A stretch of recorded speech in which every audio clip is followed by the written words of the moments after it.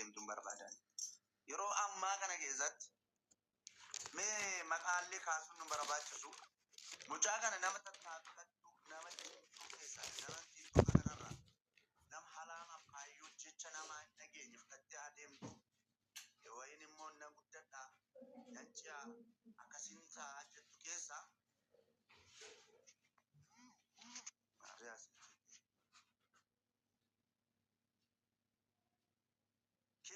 boonii baay'ee na dandaqa ture. Hitti wacani achitti dutani asitti dutani. Akkuma waarshaa waraabessa keessa galtee wayinatti fakkaatarra. Tunoo waa irraa argatan hin beeku galaafatan. Carraan ishii ga'e kun immoo deemee tokkoon dhaloota nama warra tattaaffii falaamaaf kaayyoodhaaf fiigu bira akka ga'u beekamaadha kun. Hamala keenya. Kaleessa gootonni keenyas gaafa jiru. Kaleessa yeroo jabnoonni keenyas jiran bu'uudhanitti wacanii nurraa galaafatanii fixan. Har'as immoo sadarkaa ammaa kana keessatti gosh bareedduu koo, gosh jabduu koo, gosh cimtuu koo, ati sirrii dubbatte, ati akkasidha, ati kanadha warri jedhan kuni seetoleenis itti fakkaatin. Boolla immoo qotamaa jira. Ammatti dhaqxe kiyyoo wayim boolla sii qotamaa jiru sana keessa buututti. Ergas yoo namni suur jedheetu si ilaalu hin jiru sitti hin fakkaatu. Kaayyoof karoora kee, alaamaa kee, uumaa kee waan barbaaddu waaqeffadhu waan namni waaqatti bula. Kan barbaadde itti amanni jira. Isa itti amanteen karadhuutti alaamaaf kaayyoo kee galmaan gahaa tattaafadhu. Kanaan alatti inni har'a damma dibate. Inni waan gaarii tokko bakka waan nama qabu tokko fakkaate as dhufee hundumtiyyuu biftuu ati kanadha ati sanadha jabduudha kana godhi jedhu hundumtuu dhugaan sitti fakkaate ummadaati. Miila kee lamaan hin lafa dhaabbadhu. Hiixattee akka qabattuuf karoora kee yaadadhu. Alaamaa isa kaleessa deengada keessaa sadarkaa irra keessa kana sadarkaa irra kanarraa immoo boru sadarkaa akkamiirra ga'uun qaba. Nama akkamiin ta'uu qaba. Biftuun kaleessa sana turte anarra kanaan borumuu qaba kan jedhu. Alaamaa kee gara fuulduratti itti cimiiti ilaalladhu si jechuun barbaada. Baay'ee haasa'uun barbaadu yoo hunda qoqqoreen of qalchaa warra jala jirtan. Kanuma taanee akkasuma maakiinis yookaan har'a kana booda fuula siraan qabatee beektu wanta biraatti gara biraattis fudhata. Atis wanta yeroo baay'ee maaliif dura si beekamu basii bilbilee ture garuu daftee silkee irratti dhufte. Kanaa booda hojii kan hojjetan hojii kan hojjetan dhimma namaarra dhiisi. Kaleessa laalama fakkeenyaaf kaleessa lafa booniin jirtu namni beeku hin jiru nama muraasa namni lafa ishiin jirtu kan beeku. Har'a garuu feesbuukii yoo seente booni haati yoo seente booni si faarsan torbee kana immoo garuu otuma kanaa sana iyyuu shumti rakkatti rakkina guddaa keessa otoo jirtu akkas taate gargaari namni otoo jedhee namni biri tokko maddii dhaabatu jiru. Kanaaf atis kana laattee wanta gootu tokko kanatti ittiin deemtu tokko duubaaf fuuldura kee beekitti itti deemin jedha. Kanaaf hundi keessanii irraan oombisaas ni jenna galatooma. Baay'ee nuti yaada gaariidha yaabbu. Waan na jiru naan jettee sanatuma nageenya waaqayyoo sinaa baay'ee nama keessa waraasista warra jala cabsanii kan immoo biiftuu gorsuuf inni isin obbolaa kiyya gorsitanii kaasee baatee farreen itti yaadee oromoo gahaa warfaatu baay'atee homaa faayidaa hin qabu. Ani immoo nama tokko fayyaada qaba warroota dalagaa kana. Ani yeroo tokko ani koometti badaadee namaa irraa barreessillee hin beeku barreessullee. Yoo barreessee uffata kana asirratti waan ta'e barreessa. Ani wanti jechuu barbaade akka kootti immoo warroonni jireenya namaa keessa galtanii warroonni malkii namaa rabbii namaa uume keessa galtanii warroonni rifeensatti namatti kolfitan quba harkaatti namatti kolfatan fuulatti nama kolfatanii yoo rabbiin keessa wanta kan yeroo waaqarraa rabbi si uume raate warroonni haadha abbaa hin qabne haa jiraatan irraa dhaabbataa. Bakka haa jiraatanii dhugaa rabbi haa jiraatanii dhiisaa. Miidiyaa kanarra dhuftanii namni kan miidiyaa kanarra dhuftanii haadha hin qabnu abbaa hin qabnu jettanii hin himatinaa. Ilmi namaa bineensa bakka bineensa ta'e ilmi namaa. Rakkoo kee gaafa sitti himate gaafa ati rakkoo kee itti himattu si wajjin bu'aa gaafa ati gudoo hir'isuu sirratti ati immoo gudoo keessanii si arrabsa. Dhugaa rabbi haa jiraatanii dhiisaa. Maal isin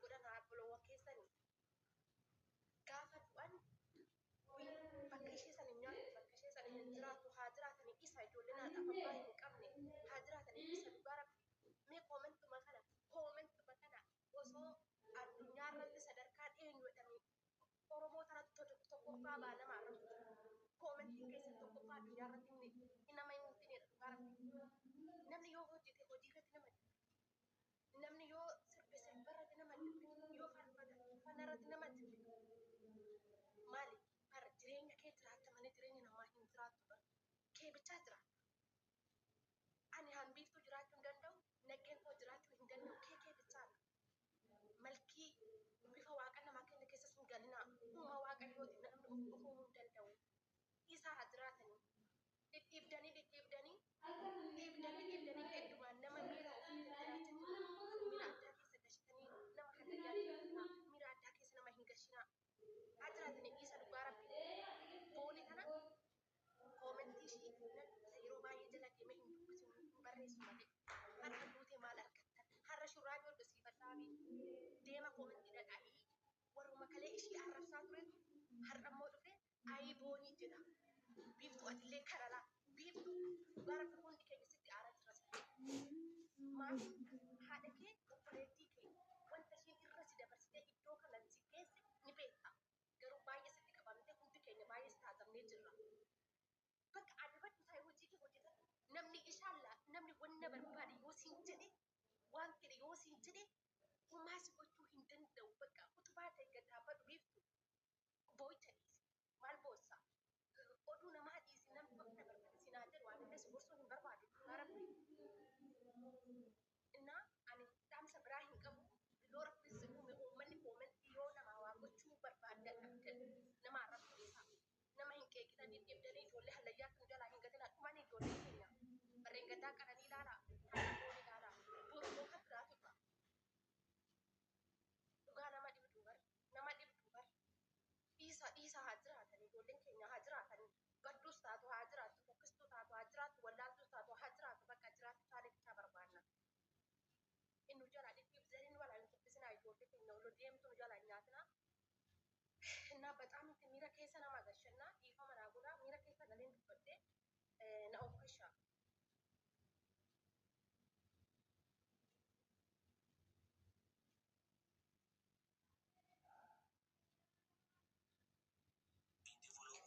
haye seena to baay'ee dubbattanii ijoollee hedduu miira keessa galtanii dubbattanii yaa rabbi kasii kenne malee ilmi namaa kasii kenneen hin duutu abadan namni kun nama biiftu du'i miti yeroo biillaa dhuftee narra qabdee arrabbi naa kenne caalaa ati nan jiraachisullee nan ajjeesullee guyyaan koo ka'e taanaan garuu har'a hundumaan du'a mikinaatu guyyaa keeti malee duuni kan namni sii kennee miti kan du'u garuu immoo ani waan dhibu keessa koomentii kee jalatti naan jedha anuma namni viidiyoo ishii poostate jalatti akka waan kinu ani ishii yaa barkit miidiyaa kanarra yoo dhufne hin qallannaa hin gofallaa nama biraa waliin galchinu ofuma keenya fataa jenna dhugaa dhufannoo ta'e boonejii yoo wal arganne kinoo akka ilmoon fi haati wal argattee tokkotti wajjin haasofna wal sissinnaa ishiin illee akka ijoollee kaanis sooshaal miidiyaa kanan baay'isu yoo galte galgala yoo galte hojiidhaaf galti gizee ishiin hojiidhaaf galtu anis hojiirra hin jira yoo nan irraa ba'e illee ishiin hojii hojjetti jechuudha ammas mara walitti intinaan jennu guyyaa tarii gaafa carraa argatte dhufti na bira yoo dhufti haasoftu berqit koomentiin nu walitti barraa'u gizee sanuu nama zagannana garuu guyyaa tokko koomentii dubbisnee miira keessa galleen beeknu akkuma qofallutti wal biraa baana jechuudha hangasaa booda ishiin boqatte yaa waaqayyo nabsii ishee amaaru innuma koomentii laal rabbi nama jala seenee oollaan amma immoo carraan kan biiftuti amma immoo dabareen kan biiftuti haxaarii ho'i maal jedheetuman indoo ofan laal indoo galgala silkii lafa godhee darra keeyyu laalu jibbee jechuudha inuma carraa sii miti kan naa kennu du'arratti carraa namuu namaan kennu maal ana bishaan wayii waraabbadhaan carraa naa kennite moo mana ofiitu dhaqiin carraa naa kennite kan rabbi naa kenne caala hin jiraatu sanaafuu ani koomentiidhaallee odomboota qabaadhee hin beektaa seena gaafa suuraa kiyya suura maaza akkootii yaa gadi galabbata sanan koomentii dhaboota qabaadhaa ture garuu amma hin qabu ofii malee nama biraatti gootan qabu biiftu an dhaggeeffadhu booniin ilaal amma siifi booniin takkaa miti an dhaggeeffadhu sitti hima boonii estiin nama guddaa ni beektaa viidiyoon jira nama guddaadhaan ijoolleen daa'imoonni ijoolleen nama guddaan abaarsiisaa turan akkana jehin si haa fudhatu rabbi si haa fudhatu akkas jehin jaanii jechuudha garuu isin guyyaa tokko ummata kana gabbaatee ati akkana ta'e ati akkas ta'e ta'etti arrabsitee nagar jaakoo naa bitee isinuma hinaafammoo ittiin malee guyyaa takka afaan isii keessa ani akkan harketti waan badaa isii dubbattu hin argine. Isii arrabsitu hin argine. Kofoluu malee afaan isii walitti deeffattee hin beektu mucoon tun. Sigalee nama ati bari yoo aarteellee miira keessa galtee nama waa jechuu dandeessaa guyyaa takka bar gabbaatee miidiyaa kanarratti kofaltee taphachuu malee istiin nama gizee hojjeessu deemtullee isinin jaaladha jettee kutte. Sigalee viidiyoo siisan irratti isinin jaaladha yoo balleesseellee yoo natti aartanirree jettee dhiifama gaafattee kutte. Sigalee ummatumaatu assaqaayyeerra guddaa. Ummanni isii arrabsuu ture kun warri isii arrabsu jiru dhiiga isii keessaa illee harka qaba. Sigalee isinillee isii waan biraatiinis ufaa ajjeestu sababa keessaniis haa ta'u garuu du'a isiirratti isinilleen harka keessaa qabdan. Warri as keessa jirtan namni isii arrabsa yoo jiraattan wallaa harka qabdanii rabbii keessan kadhadhaa harka keessaa qabdan jechuudha. Maaliif namni isii arrabsitan hundinuu dhiiga isii har'a gannaqame kana kan isii ofiisti kanatti itti gaafatamtoota isinillee dheeyxanii ilkeen kee akkas fokkotaa fuulli kee akkasii mucaan kun siif hin maluu akkasii ati siif hin maluu jettanii nama footoo nama fokkotaa kana jala nama tokko waan akka bineensaa obsi adda waan akka bineensaa jala ergitan sinigalee waan akka bineensaa waan hin taane waan uumaa namaa hin ta'in bineensa faa fuutanii jala ergitan. Jasta kana kan haasa'u jiru maali? Uumaa rabbi namaa kanneen irratti illee dhaabbatanii gaafa nama dubbattan.